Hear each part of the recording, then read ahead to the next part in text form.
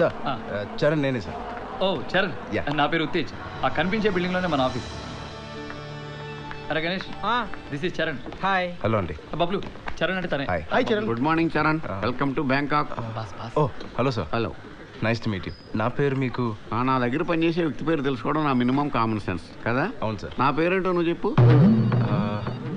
Sorry sir. ఇప్పుడు నువ్వు నా దగ్గర పని చేయడానికి వచ్చావు, నేను నీ దగ్గర పని చేయడానికి వచ్చానా? అసలు మనం ఎవరి దగ్గర పని చేస్తున్నావు, ఏదో పేరేంటి తెలుసుకోవాల్సిన మినిమం బాధ్యత కూడా లేదా? అవును సార్, తెలుసుకోవాలి సార్. దీన్నే ఇర్రెస్పాన్సిబిలిటీ అంటారు. అది మనకు వద్దు.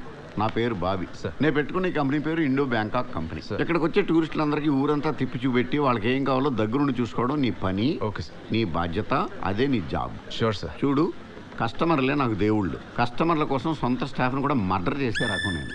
ఆల్రెడీ ఆ విషయం చెప్పాను సార్. నువ్వు ఏ టోన్లో చెప్పుంటావు నాకు తెలుసులేరా. పరమ చాదస్త విధానం చెప్పుంటావు కదా. లేదు sir, he spoke very high about you sir. English కూడా బాగా మాడుతున్నావు. టూరిస్టులు పనికొస్తావు.